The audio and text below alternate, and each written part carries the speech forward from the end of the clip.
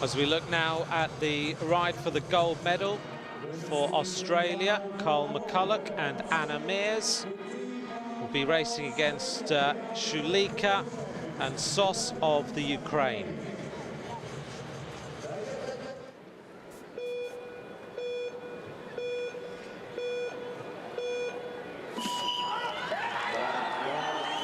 The world champions off the starting blocks. We'll see whether they can produce another gold medal winning performance.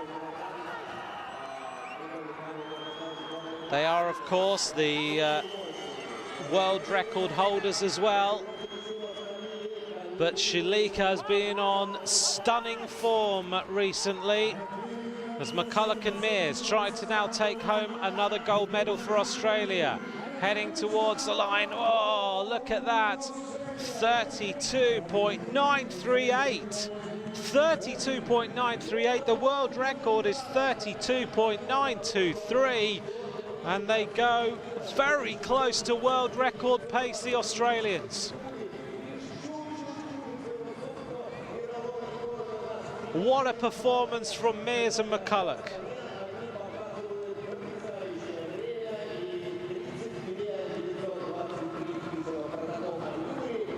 No doubt whatsoever, the Australians take the gold medal in the team sprint ahead of Ukraine, with Germany in bronze medal. There's the podium.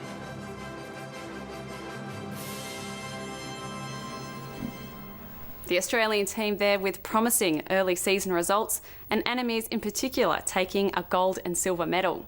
Anna attended an Australian Olympic Committee processing event in Adelaide on Thursday. She is in South Australia and back in the thick of training. I have her on the phone. Anna, welcome to Cycling Central. You won 15 gold medals from 17 starts at national and international events in the 2010 to 2011 season.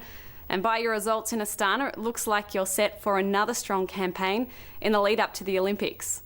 Yeah, in particular, our performance that Carly and I had in the team sprint to go so close to our world record this early in the season is really exciting for us, knowing that we still have more to come.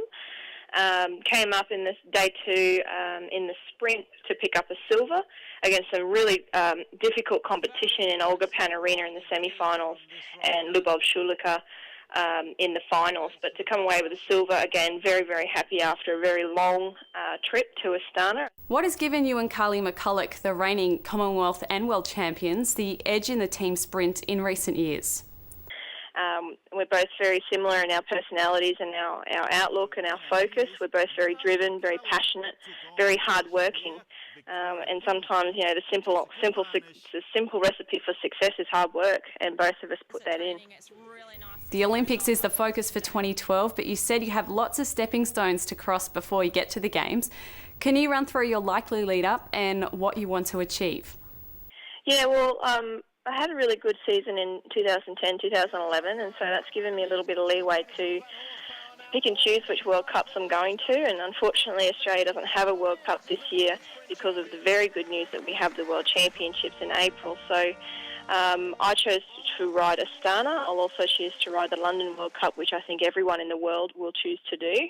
The only opportunity we will have to ride the Olympic velodrome before the Olympic Games. I also have the National Championships in Adelaide in January, which I'm very much looking forward to on the Superdrome, which has been freshly sanded, very quick and very grippy. And then, like I said, the World Championships in April, which will then roll us through the Adelaide winter into the London Olympics. Your London Olympics campaign has been very different, I imagine, to your Beijing cycle. Can you compare where you are now to the same time in the lead up to Beijing? Oh, pretty much in the same position, you know, starting to look into the World Cups, and qualification for the Olympics this time around is a bit different. It's over a 2-year process and on an average point scheme, whereas last year it was on a 1-year process over 5 races, again on an average point scheme, and just, you know, motivated and looking forward to the competition. You said at the recent Australian Cyclist of the Year Awards you were not used to being the favourite. Is that a confidence boost or added pressure before each event you start? Yeah, it's not a huge adjustment for me. It's just a different mental game to have to handle the expectation, particularly from the media and people in the outside circle. And what I need to do is just, I'm sitting down with sports psychologists just to learn some new skills and strategies to be able to deal with that, and ensure that I really listen to those people in my inner circle, like my coach Gary West, and the support staff that he has put together at the Australian Institute of Sport here in Adelaide, that are really knuckling down and working hard to ensure that not only just myself but all of the team is in best possible mental and physical and emotional condition leading into the Games. Anna, all of us here at Cycling Central wish you further success. Thanks for joining us. No problem. Anna Meares there, and a big year ahead for her. We'll bring you all the World Cup racing as it continues, and you'll see Anna in action during our extensive live coverage of the Australian Track Championships in January. Don't go